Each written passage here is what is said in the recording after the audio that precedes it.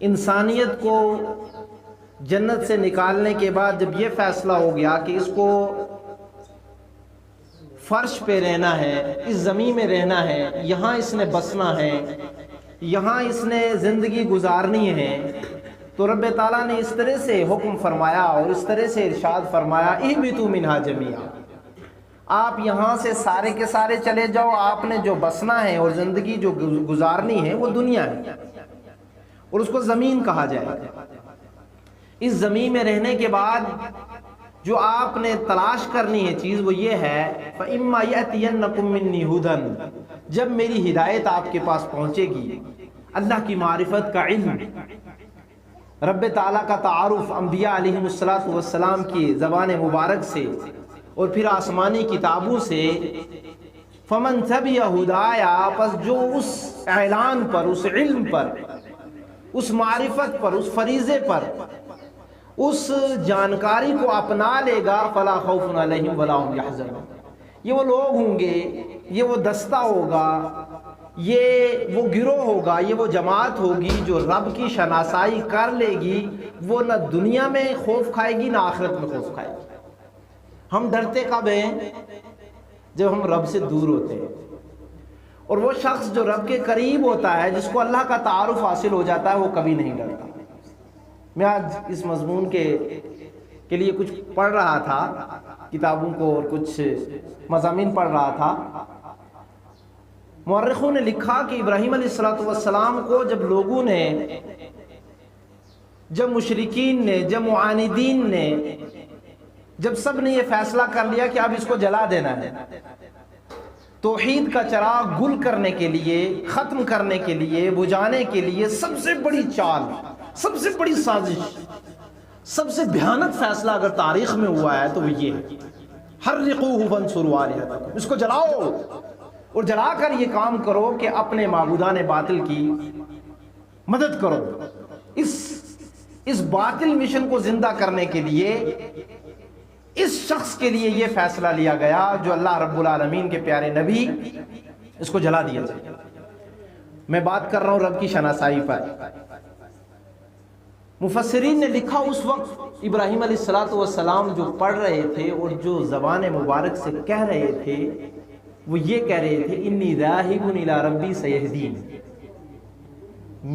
میری توجہ اور میری ذہن کی اس وقت جو کیفیت ہے یا میری جو سوچ ہے،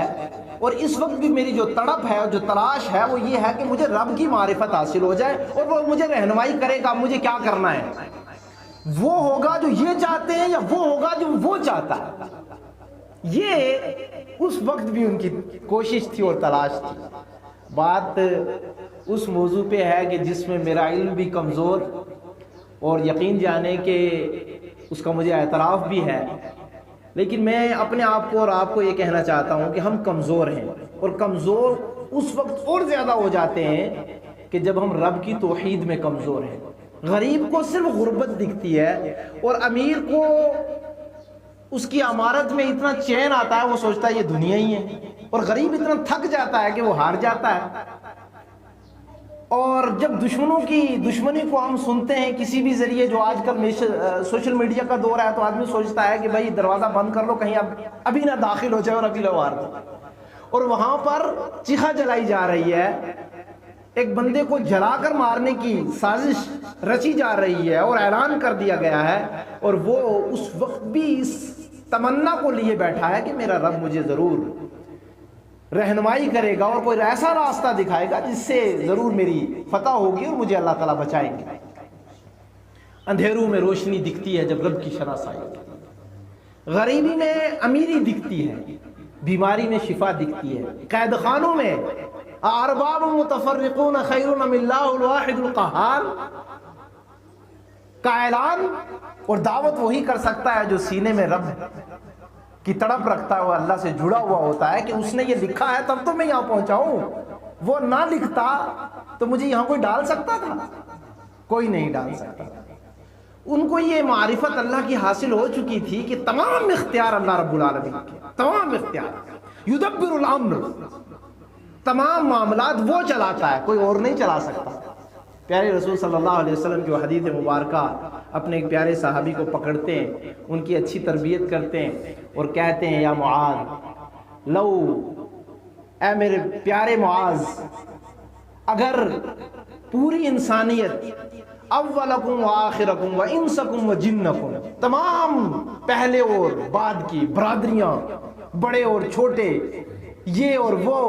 پیسہ، دولت اور طاقت سب جمع ہو جائیں اور یہ فیصلہ لے لیں کہ الا یضروک بشیء لم یضروک الا ما قد کتبہ اللہ لک، تجھے نقصان پہنچانا چاہے، تجھے فلاپ کرنا چاہے، تجھے ڈرانا چاہے، تجھے ختم کرنا چاہے، نہیں پہنچا سکتے، ہاں اگر اللہ نے لکھ دیا ہے پھر کوئی بچا بھی نہیں سکتا۔ اور سب بچانا چاہیں، سب محفوظ کرنا چاہیں، سب چاہیں کہ تم بچ جاؤ، رب تعالیٰ نے تمہارے لیے لکھ دیا ہے کہ نہیں، اب یہ اینڈ ہے، یہ ختم ہے، یہاں پر سارے کے سارے فیصلے ہو چکے ہیں، وہ زندگی کا ہو تب، وہ دولت کا ہو تب، وہ شہرت کا ہو تب، سارے کے سارے نشے اس وقت ختم جب رب کی طرف سے یہ فیصلہ ہو جاتا ہے کہ بس یہاں تک اس کی لمٹ ہے، یہ اس کی تقدیر میں لکھ دیا گیا، اب اس سے آگے کچھ نہیں ہو سکتا۔ میں شاید یہ نہ کہتا تو بہتر تھا، ابھی پیچھے کچھ لیڈروں کو یو پی کے اندر مار دیا گیا، اور مورخوں نے لکھا، جو لکھنے والے تھے، کہ یہ اپنے وقت کے وہ لوگ تھے کہ جن کا صرف نام چلتا تھا، اور جب رب تعالیٰ نے ان کو جس طرح سے لکھ دیا، جب وہ اس دنیا سے گئے، اور بہت بڑی بڑی ہستیاں اس دنیا سے گئی، اور جانے کے بعد ان کا نام تک باقی نہیں رہا، صرف یہ سمجھنا ہے کہ تمام کے تمام معاملات اللہ رب العالمین کے ہاتھ میں۔ اور میرے بھائیوں، یہ وہ علم ہے، یہ وہ معرفت ہے کہ بندے کو زندہ رکھتی ہے، بندے کو دنیا میں بھی کامیاب کرتی ہے اور آخرت میں بھی کامیاب کرے گی۔ اسی کے لیے رب تعالیٰ نے اعلان فرمایا ہے کہ جو اس معرفت کو حاصل کرے گا اور اپنے سینے میں رکھے گا مضبوط، وہ کامیاب ہے، اور جو اس میں کمزور ہوگا وہ ہر معاملے میں کمزور ہے، ہر معاملے میں کمزور ہے، وہ وعدے میں کمزور ہوگا، امانت میں کمزور ہوگا، اخلاق میں کمزور ہو جائے گا، وہ زبان میں کمزور ہوگا، ہاتھ میں کمزور ہوگا۔ یہ تمام اخلاقی باتیں جو میرے استاذ محترم اور پھر میرے بڑے بھائی مولانا عبدالباقی صاحب بات کر رہے تھے، گفتگو کر رہے تھے، بڑی مدلل حافظ زاہد صاحب ناظم جمعیت بات کر رہے تھے، یہ ہماری زندگی میں اس وقت بڑی آسان ہو جاتی ہیں کہ جب ہمارے پاس ایک مزاج آ جاتا ہے، وہ یہ ہے وَأَنِيبُوا إِلَىٰ رَبِّكُمْ وَأَسْلِمُوا لَهُ، رب کے سامنے جھکو، رب کے حکموں کے آگے جھک جاؤ، سلنڈر ہو جاؤ، رب کی بات مان لو، اسلموا لہو، جیسے رب نے کہا ویسا مان لو۔ اب دیکھو، ہمارے حالات ہمیں تنگ اس وقت کرتے ہیں کہ جب ہم رب کی نہیں مانتے، دنیا کی مانتے ہیں، دنیا کی مانتے ہیں، اس وقت ہمیں حالات بہت تنگ کرتے ہیں۔ ہم سرپنچ کی مانیں گے تو حالات تنگ کریں گے، بیوی کی مانیں گے تو تنگ کریں گے، اگر وہ شریعت کے خلاف کہہ رہے ہیں۔ اور میں یہ نہیں کہہ رہا ہوں کہ آپ سرپنچ کی اور بیوی کی نہ مانیں، بلکہ وشورا، رب تعالیٰ نے یہ حکم فرمایا کہ معاملات میں مشورہ کریں، اور مشورہ وہ قبول کریں جو اللہ اور رسول صلی اللہ علیہ وسلم کی طرف آپ کو موڑ رہا ہے، اس پر چلیں آپ، بالکل چلیں آپ۔ تنگ ہم اس وقت ہوتے ہیں کہ جب ہمارا مزاج دنیا کو راضی کرنے کا ہو جاتا ہے اور رب کو ناراض کرنے کا ہو جاتا ہے۔ مجھے یاد آیا تاریخی واقعہ، معاویہ رضی اللہ تعالیٰ عنہ جب خلیفہ وقت بنے تو ہماری ماں عائشہ رضی اللہ تعالیٰ عنہ کی طرف خط لکھا، امی جان مجھے نصیحت کرو۔ تو ہماری ماں نے ان کو نصیحت کی، کہا میں آپ کو وہ نصیحت کرتی ہوں جو پیارے رسول صلی اللہ علیہ وسلم نے مجھے نصیحت کی تھی، اور وہ یہ تھی، اگر تم رب کو ناراض کرنے کے لیے ناراض کرو گے اور دنیا کو خوش کرنے کی لالچ رکھو گے تو دنیا میں بھی رسوا اور آخرت میں بھی رسوا ہو جاؤ گے، اور اگر رب کو خوش کرو گے اور تمام دنیا کو ناراض کر لو گے تو اللہ بھی خوش ہو جائیں گے اور دنیا بھی خوش ہو جائے گی۔ ہم اپنے شادی بیاہ، ہم اپنے معاملات، ہم اپنے صوم و صلات، ہمارے اٹھنے بیٹھنے، ہمارے کورٹ کچہری، ہمارے آپسی معاملات اس وقت بگڑتے ہیں جب دنیا کو راضی کرنے لگتے ہیں اور اللہ کو بھول جاتے ہیں۔ رب تعالیٰ نے فرمایا توحید کو سمجھاتے ہوئے سورہ انعام وَأَنِيبُوا إِلَىٰ رَبِّكُمْ، اپنے رب کے سامنے جھکو۔ یہ وہ صفت ہے جو اللہ رب العالمین نے انبیاء علیہ السلام کے بارے میں اور خصوصاً خلیل اللہ کے بارے میں فرمائی کہ وہ اللہ رب العالمین کے سامنے جھکنے والے، اللہ کے حکموں کے آگے جھکنے والے تھے۔ آج یہ بڑے معزز دن چل رہے ہیں ہمیں، اور آپ کو پتہ ہے کہ ابراہیم علیہ السلام کو رب تعالیٰ نے فرمایا ان ابراہیم کان امہ، اکیلے ایک امت تھی، اور اس کی وجہ کیا تھی کہ تمام کے تمام جو بھی فیصلے، جو بھی آزمائشیں ان کی زندگی میں آئیں، تمام آزمائشوں میں وہ اللہ رب العالمین کے آگے، حکموں کے آگے جھکنے والے ہیں۔ بچے کو ذبح کرنے کا کوئی سوچ سکتا ہے؟ کوئی سوچ سکتا ہے کہ بچہ، اور وہ بھی بڑھاپے کی عمر میں آئے، رب تعالیٰ ان کو دیں اور وہ یہ فیصلہ کر لے ہاں مجھے اللہ کا حکم ہوا ہے میں اس کو ذبح کروں گا؟ وَأَنِيبُوا إِلَىٰ رَبِّكُمْ، اپنے رب کے حکموں کے آگے جھکنا، کیونکہ ان کو اللہ کا حکم ہوا، انہوں نے جھک کے دکھایا اور مان کے دکھایا، تسلیم کر کے دکھایا، تب رب تعالیٰ نے یہ اعزاز بخشا کہ ان کو رب تعالیٰ نے فرمایا اِنَّ ابراہیم کان امہ۔ میرے بھائیوں، یہاں اس طرح سے بھی اس بات کو سمجھنا ہے کہ رب تعالیٰ نے یہ بھی فرمایا قُلْ إِنَّ صَلَاتِي وَنُسُكِي وَمَحْيَايَ وَمَمَاتِي لِلَّهِ رَبِّ الْعَالَمِينَ وَبِذَلِكَ أُمِرْتُ وَأَنَا أَوَّلُ الْمُسْلِمِينَ۔ ہماری نمازیں دکھاوے کی نمازیں نہ ہوں۔ اگر ہم اپنے رب کو رب مانتے ہیں، اپنے اللہ کو اللہ مانتے ہیں اور اس کو راضی کرنا چاہتے ہیں، تو ہماری نمازیں میں خشوع و خضوع کے ساتھ ساتھ وقت پہ ادا ہونی چاہیے۔ ابھی بات چل رہی تھی مسجدوں کو آباد کرنے کی، مسجدوں میں ہونی چاہیے، اس میں بہت کوتاہی ہے، اور کہنے والے کے اندر تو بہت زیادہ کوتاہی ہے۔ ہم آذان سے پہلے تیار ہوں اور تیار ہو کر مسجدوں میں آ جائیں۔ کیوں کہ ہم مسجد میں اس لیے آئیں کہ یہ اللہ کا حکم ہے، اور ہماری نماز اللہ کے لیے اس وقت ہوگی کہ جب اس کے حکموں کے مطابق ہوگی۔ وہ نماز، کتابیں چھوٹی چھوٹی ملتی ہیں بازار میں، حنفی نماز، شافی نماز، اور پیارے رسول صلی اللہ علیہ وسلم نے فرمایا صلو کما رأیتمونی اصلی، نماز اس طرح پڑھنا جیسے مجھے پڑھتے ہوئے دیکھتے ہو۔ تو اگر نماز اللہ کی فرض کی ہوئی ہے تو طریقہ پھر کس کا چلے گا؟ جو اللہ نے بتایا اور جو رسول اللہ صلی اللہ علیہ وسلم نے بتایا۔ میں آپ کو بتاؤں اللہ تعالیٰ نے اس فریضے کا کتنا اہتمام کیا ہے۔ میں حدیث پڑھ رہا تھا، پیارے رسول صلی اللہ علیہ وسلم نے فرمایا امرنی ربی ان اسجد علی 7 اعظم، مجھے میرے اللہ نے حکم دیا میں 7 ہڈیوں پر سجدہ کروں۔ سبحان اللہ، سجدے کی کیفیت کون سکھا رہا ہے رسول اللہ صلی اللہ علیہ وسلم کو؟ اللہ رب العالمین، کہ 7 ہڈیوں پہ سجدہ کرنا۔ سجدہ اللہ کو بہت پسند ہے، سجدے کی دعا اللہ کے پاس شرف قبولیت کا مقام رکھتی ہے، تو پھر اس کے اندر کمی نہیں رہنی چاہیے۔ سجدہ بھی ہو اور سجدہ نامکمل ہو، پیشانی اور یہ ناک کی ایک ہڈی ہے، یہ دونوں ہاتھ، پھر گھٹنے، اور اسی طرح پاؤں کے انگوٹھے۔ لوگ آج سجدہ کرتے ہیں تو اپنے پاؤں کو اٹھا لیتے ہیں زمین سے، سجدہ کرتے ہیں تو صرف پیشانی لگاتے ہیں، ناک نہیں لگاتے۔ سجدہ کرتے ہیں دونوں ہاتھ زمین پہ رکھتے ہیں لیکن کونیاں اپنے گھٹنوں کے ساتھ لگائی ہوئی ہوتی ہیں۔ یہ تمام وہ سجدے کی کیفیات ہیں جو ناقابل قبول ہیں، اور شریعت نے ایسا سجدہ ہمیں نہیں سکھایا ہے، بلکہ وہ سکھایا ہے کہ 7 کی 7 ہڈیاں ہماری جو ہے وہ زمین کے اوپر ہونی چاہیے۔ اسی طرح میرے بھائیوں، وَنُسُكِي وَمَحْيَايَ وَمَمَاتِي لِلَّهِ رَبِّ الْعَالَمِينَ، ہماری قربانیاں اللہ رب العالمین کے لیے ہوں۔ قربانیوں کا موسم ہے۔ مجھے بات یاد آئی کہ ہمارے ایک دوست کہنے لگے شیخ کچھ لوگ جو ہے 7-8 بکرے لیتے ہیں اور 3-4 جو ہے وہ قربانی پہ دے دیتے ہیں، اور بعض جو ہے واپس رکھ لیتے ہیں یا آئندہ سال کے لیے رکھ لیتے ہیں۔ تو رب تعالیٰ نے حکم فرمایا یہ قربانی میرے لیے ہو، یہ دکھاوے کی قربانی نہ ہو۔ بھائی اس نے دیا ہے تو میں کیوں نہ دوں؟ بھئی اگر میری حیثیت نہیں ہے تو میں قرضہ لے کر دوں۔ ابھی سود کے بارے میں بات چل رہی تھی تو لوگ قرضہ لے کر یا سود لے کر یا بھیک مانگ کے کہاں جاتے ہیں؟ حج پہ جاتے ہیں۔ جی ہمیں بڑا شوق ہے، ہمیں بڑا شوق ہے۔ ایسی کوئی عبادت اللہ رب العالمین احکم الحاکمین کے پاس قابل قبول نہیں ہے کہ جس کے آپ مکلف نہیں ہیں۔ جس چیز کے آپ مکلف ہیں اسی کے لیے آپ کو یہ حکم ہوا ہے کہ آپ کریں، اور وہ صرف اللہ رب العالمین کے سے ہو اور اللہ رب العالمین کی رضا اس سے مقصود ہو۔ آپ کو اور مجھے معلوم ہے کہ پیارے رسول صلی اللہ علیہ وسلم نے فرمایا 7 یظلهم اللہ فی ظلہ، 7 قسم کے لوگ عرش کے سائے کے تلے ہوں گے، اور ان میں ایک وہ شخص ہوگا کہ جو اللہ کے لیے ایسی نیکی کر رہا ہوگا کہ چھپ چھپ کے اور چھپا چھپا۔ وہاں صرف خرچ کرنے کی بات ہوئی ہے کہ دایاں ہاتھ خرچ کرے تو بائیں کو بھی پتہ نہ چلے۔ لوگ آج حج کرنے میں فوٹو کھنچوا رہے ہیں، قربانی دینے میں فوٹو کھنچوا رہے ہیں، احرام میں فوٹو کھنچوا رہے ہیں، اور پتہ نہیں کہاں کہاں سیلفی لے رہے ہیں۔ وَنُسُكِي وَمَحْيَايَ وَمَمَاتِي لِلَّهِ رَبِّ الْعَالَمِينَ۔ ہماری زندگی اور ہماری موت، زندگی گزارنے کا مقصد اور موت کو جو ہے گلے لگانے کا مقصد صرف اور صرف اللہ کی رضا،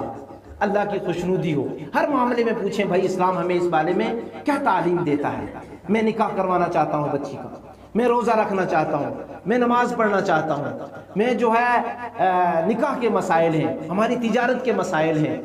میرے اور میرے بھائی کے درمیان پراپرٹی کا مسئلہ ہے، میں اب وہاں پر کیا کروں؟ اسلام میری کیا رہنمائی کرتا ہے، کیا مجھے بتاتا ہے، کس طرح سے مجھے تعلیم دی گئی ہے، میں کتنا حصہ میرا بنتا ہے اور کتنا میرے بھائی کا بنتا ہے۔ اگر ہم اس طرح سے اپنے آپ کو اللہ کے سامنے پیش کریں گے، گویا ہماری زندگی میں توحید ہے، ہم نے اللہ کو اپنا اللہ مان لیا ہے اور اس کو اکیلا مان لیا ہے کہ وہی ہمارا معبود ہے، وہی ہمارا حاکم ہے، فیصلے اسی کے ہیں اور اسی کے فیصلے کو وہ ماننے والا ہے، اور اگر اس کے وہ فیصلے کو مانتا ہے پھر اس کی زندگی میں برکت آ جاتی ہے۔ میں آپ حیران ہوں گے اس چیز سے، کیونکہ میں بہت سفر کرنے والا انسان ہوں۔ کچھ لوگوں نے مجھ سے مسئلہ دریافت کیا، شیخ ہم زکوٰۃ دینا چاہتے ہیں، اور کافی بڑی زکوٰۃ تھی، تو کہنے لگے زکوٰۃ دینے والا جو شخص تھا میرا دوست تھا، تو میں نے ان سے کہا کہ آپ رہتے کہاں ہیں، تو انہوں نے اپنا ایڈریس بتایا، تو یقین جانے میں نے پوچھا کہ آپ کے ابا کا مکان ہے، وہاں جانا ہوا، کہنے لگے شیخ والد صاحب کا مکان نہیں ہے، میں کرائے پہ رہتا ہوں، اور میرے والد صاحب بھی کرائے کے مکان پہ رہتے تھے اور دادا بھی جو ہے وہ کرائے کے مکان میں رہتے تھے، کابرین ان کابر، اور وہ زکوٰۃ دے رہے۔ سبحان اللہ، وہ کیا کر رہے ہیں؟ زکوٰۃ دے رہے ہیں۔ میرے بھائیوں، میں اس کھلی فضا اور ہوا کے بارے میں اپنے آپ کو اور آپ کو یہ کہنا چاہتا ہوں کہ اس نعمت پر غور کریں، یہ کتنی سستی اور بن مانگے ملی ہوئی ہے۔ یہ جو جہاں ہم کھڑے ہیں، یہ زمین، یہ دھرتی، یہ پانی، یہ آب و ہوا، یہ پولوشن کے بغیر، اور پھر اللہ تعالی ہمیں توفیق عطا فرمائے اپنے معاشرے کے جو اخلاقیات ہیں ان کو بہتر سے بہتر بنانے کی۔ بہت ساری برائیوں سے ہم ابھی بھی دور ہیں، ابھی بھی ہم دور ہیں۔ اگر یقین مانیں کہ ہم اپنے اوپر تھوڑی سی محنت کر لیں گے تو بہت جلد نکھر جائیں گے اور آنے والی نسلیں ہمارے لیے صدقہ جاریہ بن جائیں گی۔ میں یہ کہنا چاہ رہا تھا کہ رب تعالیٰ کا حکم ہے کہ زندگی جیو تو اللہ کی رضا کے لیے، اور جب آپ کو موت آئے تو اس وقت بھی زندگی اور موت دونوں کا مقصد اللہ رب العالمین کی رضا ہو۔ تبھی بندے کی زندگی میں توحید دکھتی ہے کہ وہ زندگی میں اللہ کی رضا کے لیے جیتا رہا ہے اور اس نے رب کو رب مانا ہے، اور وہ اللہ رب العالمین کو یہ مان کے زندگی گزارتا رہا ہے کہ میری زندگی میں فیصلے صرف اس کے ہوں گے اور اس کے فیصلوں کے آگے میں جھکا رہوں گا اور میں اس کے فیصلوں پر چلوں گا۔ انی وجہت وجہی للذی فطر السماوات والارض حنیفا وما انا من المشرکین۔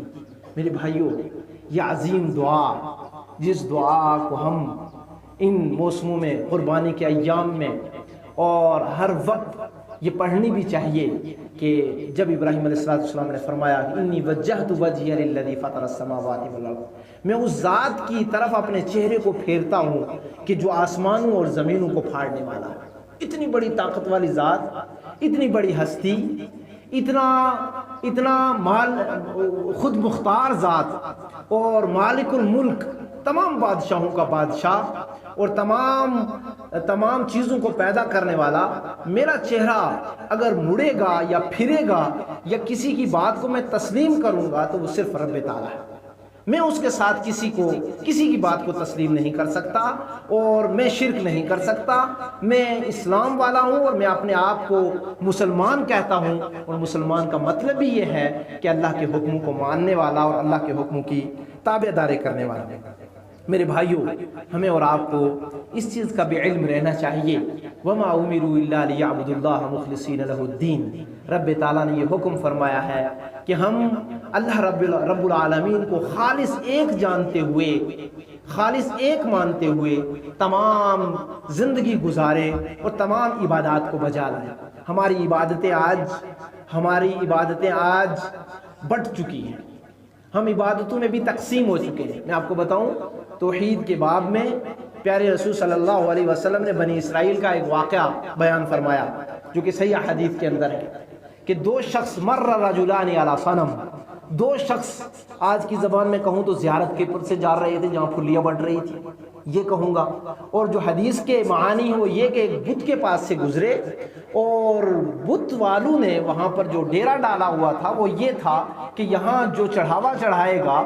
اس گھاٹی سے گزرنے والا کچھ نہ کچھ یہاں دے گا چندہ یا چڑھاوا چڑھائے گا، تبھی ہم اس کو آگے جانے دیں گے اور اس کے راستے کو جو ہے چھوڑیں گے۔ باہر کیف دو دوست جا رہے تھے، جاتے ہوئے جب ان کا سامنا اس جگہ کا ہوا تو ایک نے یہ فیصلہ کیا، جب انہوں نے بہت تنگ کیا تو انہوں نے ایک نے کہا کہ اور میرے پاس تو کچھ نہیں ہے، حقیر سا جانتے ہوئے انہوں نے ایک مکھی کو مارا اور کہا یہ ہے چڑھاوے کے لیے میرے پاس، کہا یہی چڑھا دو، لیکن ہماری ضد ہے، ہماری ضد ہے، یہ بات ماننی پڑے گی۔ آج بھی معاشرے میں ایسی ضدیں پائی جاتی ہیں، باپ کا کہنا مانو، ماں کا کہنا مانو۔ مجھے ایک دوست نے کہا جناب میری والدہ نے جب یہ کہا کہ میں تجھے دودھ معاف نہیں کروں گی تو پھر میں نے سنت پر عمل کرنا چھوڑ دیا، میں پہلے رفع دین کر کے کہنے لگا میں نماز پڑھتا تھا، جب والدہ نے یہ کہا تو میں ڈر گیا،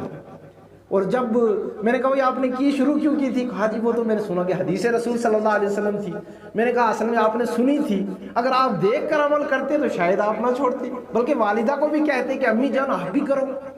آپ بھی کرو، آپ کو بھی ثواب ملے گا۔ تو معاملہ یہاں بگڑ جاتا ہے کہ جب ہم لوگوں کو خوش کرنے لگتے ہیں یا لوگوں سے ڈر جاتے ہیں، جب لوگوں سے ڈر جاتے ہیں یا ان کو خوش کرنے لگتے ہیں اس وقت ہم اپنے ایمان کو بیچ دیتے ہیں، اس وقت ہم توحید میں کمزور پڑ جاتے ہیں اور اس وقت ہم اپنا بڑا نقصان کر لیتے ہیں کہ جو بہت بڑا نقصان ہے۔ اور اس حدیث کے اندر اس طرح سے آیا، پیارے رسول صلی اللہ علیہ وسلم نے فرمایا کہ جب اس نے وہ مکھی چڑھائی فخلا سبیلہ تو اس کا راستہ انہوں نے چھوڑ دیا، کہا جا سکتے ہیں، فدخل النار تو وہ شخص جہنم میں چلا گیا۔ اللہ تعالیٰ ہماری حفاظت فرمائے۔ کہتے ہیں وہ جی مٹھائی دے کہ وہ یا کھا چھو جاتا ہے، بات سمجھا، یہ میٹھا کہاں لے کے جاتا ہے؟ جب مکھی بنی اسرائیل کے موحد شخص کو کہاں لے کے چلی گئی؟ اس شرک کی وجہ سے فدخل النار، جہنم میں لے کے چلی گئی۔ معاملے کو پھوک پھوک کے کیجیے قدم۔ پیارے رسول صلی اللہ علیہ وسلم نے فرمایا انی اخفف ما اخاف علیکم الشرک الاصغر، میں اپنی امت میں جس شرک سے ڈرتا ہوں وہ چھوٹا والا شرک ہے، وہ جلدی آئے گا، بڑا شرک بعد میں آئے گا۔ اب بڑے سے بھی ڈرنا اور چھوٹے سے بھی ڈرنا، بات یہاں بھی یاد رکھیں اور یہ بھی بات سن لیجیے۔